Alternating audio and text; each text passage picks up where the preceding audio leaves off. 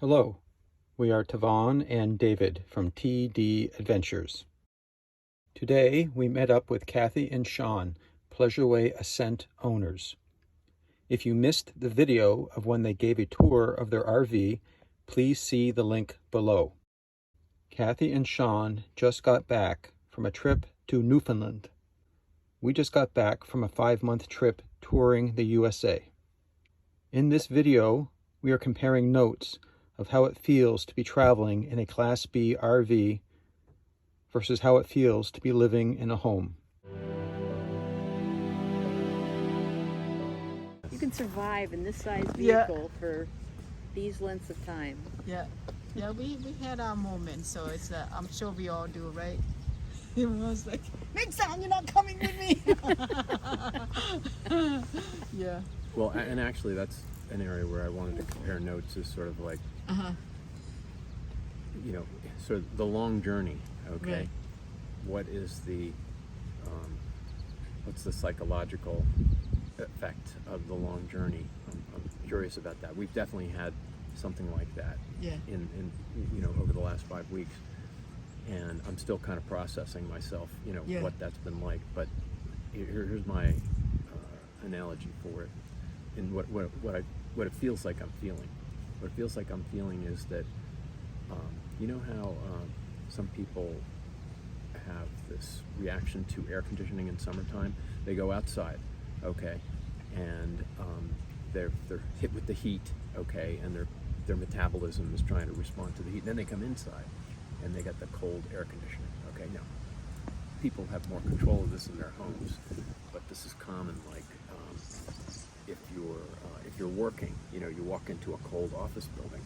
Anyway, I feel like something like that is happening with me in the van, where I get some, let's call it micro claustrophobia in the van, okay? Of just everything being closer than I'm, you know, comfortable with. And then all of a sudden I'm outside. It's like, whoa, you know, huge spaces, okay?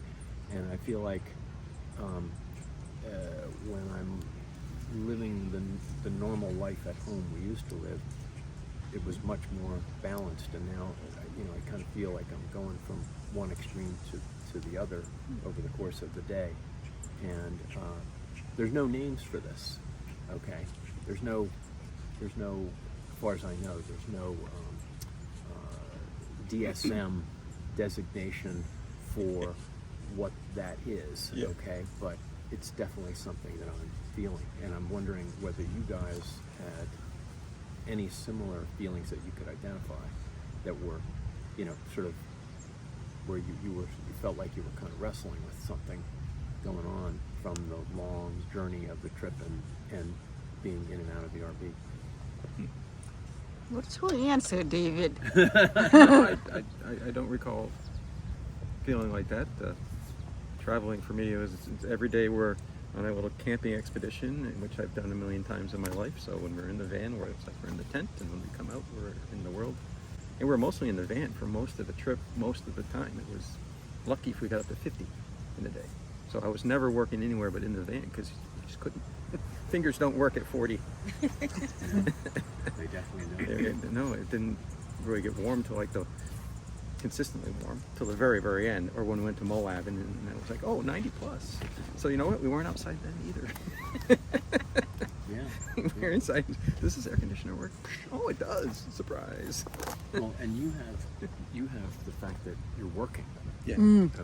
I think we have that to help distract. Yeah. Well, I haven't had that experience, so I don't know, but I am curious because I have found that typing, okay, is, you know, just doesn't work at all when you're rattling down the road. Right. Yeah. That's certainly not even on my device. Okay, it doesn't work. Do you work while you're moving? Rarely. Yeah. I mean, Thavone answers the phone, so yes. Okay. But it was rare that I would work while we're driving, just because it's really hard. You know, you're bouncing along, and your eyeballs are bouncing along. You know. Yeah, and I'm getting like, I don't get motion sickness per se, but I have found that when I was looking at my phone a lot when Kathy was driving, I was getting some little modest disorientation from it. Yeah. And I've just, like, after a while, it's like, I gotta stop, I gotta look ahead for a while. Plus, that's the whole reason you're going. You want to be see watching. stuff. Yeah. Oh yeah, yeah. In fact, we saw, I saw a moose. He missed it because he was in the book on his phone. okay, she gave you the quick summary, so I won't give you the longer story. You can tell them what it was you were But researching on here your was the phone. context that I was going to give you. Okay, that I'd been looking for a damn moose for like 2 weeks. Okay, and like literally looking constantly off to the side of the road, thinking they'd be, browsing there in these beautiful little fields and whatnot. And there was nothing. Okay, and then this moose shows up like literally almost in the road, and I was looking at my phone at that moment. But what were you looking And we at went on zooming. your phone? I happened to be looking at a picture of a moose. On my phone. You saw a moose. It's in a picture. There was some irony there. I'm not sure what kind of irony it was, but Oh my goodness, yeah. That is a good story. I like that, yeah. I eventually did see another moose. Yeah, In you fact, did. we saw a total of 3 mooses collectively. Yeah. But would have liked to have seen more. The one that I did see was a big, healthy moose, and it was like Galloping along, happily trotting. bounding. They kind of do this thing, and so that was cool. But for whatever reason, I thought we'd see more than we did. Yeah. There are tons of them up in Newfoundland. Tons of them in New Brunswick. Tons No of them deer. in So if you go to Newfoundland, you don't have Wow. to worry about hitting a deer, but there are signs everywhere about moose traffic fatalities. Yeah, and they have a few caribou too. So got to be careful of that. But you say that basically both of you were adapted to the day-to-day living on the long trip. Yeah. Working helps. Because for the last 2 years, I'd worked from home in a small enclosed space with a computer on my lap. And I looked out over the front yard. Small enclosed space, computer on the lap. Yep. New front yard. Yeah, all the time. Yeah. And sometimes we have these curtains inside. Sometimes we throw a curtain up between the front and the back, so then she's working in the back and I'm working in the front, so you get the feeling of separate spaces. Separate office. Yeah, not every day, but yeah. And Thavone just likes working on the bed spread out. She sits cross-legged, as she did at home. So really, it was just a smaller version of what we were already doing. Yeah. So January 10th till, when did you get home? Right January before Memorial 8th. Day? We got home the end of May. Right. Beginning of June. Yeah. And what was the longest that you camped in any one location? How many overnights in the same place? Oh, I think it was at Elephant Butte State Park in New Mexico. We stayed the longest.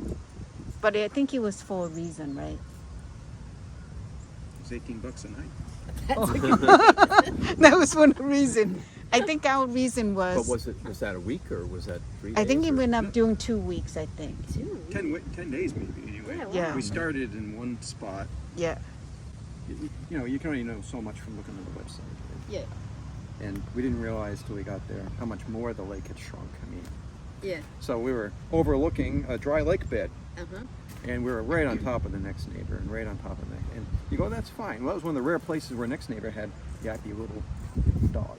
The smaller dogs are yappier, right? Yeah. And they'd go off or whatever, and it would be by the window. It could see me working, and it was very offended that I was there. And so we're like, well, we're going to have to go somewhere else to work during the day. Well, that's a big, we're not staying another day sort of thing. Yeah.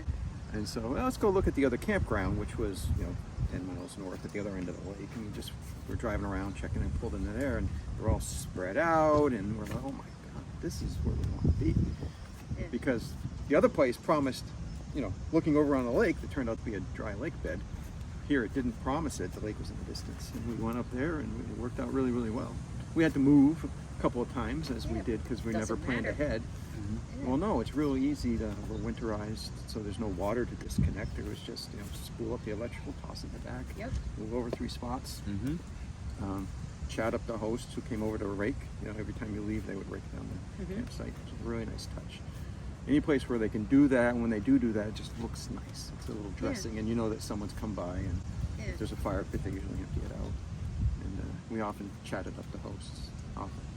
And what was so you were there for roughly 10 days. Yeah. And that was sort of also felt comfortable. Oh yeah. It was actually borderline warm enough that I'd go work on the picnic table a few times because the sun was quite warm, and so you're battling the wind's 35 degrees, but the sun's hot, and I say I got to get out just because sometimes I want a little more elbow room. And it was borderline good cell service. It was good enough. It struggled a little on some of the team's meetings, but it was just such a nice location. And the weather was just so pristine. I really did like the high desert. And where, you said this was Butte, New Mexico? Yeah, Elephant Butte. But you make Park. sure you stay at South Monticello Campground. It's in It's further away from the town, but 7 miles. it's beautiful. Yeah. It's Truth or Consequences, New Mexico is the town, Oh, yeah. and it's just north of it, so it's Elephant Butte. Yeah. It might even be the name of the town, but certainly the name of the park. Okay. That's all for this video. We will have more videos of our chit-chat and comparing notes with Kathy and Sean.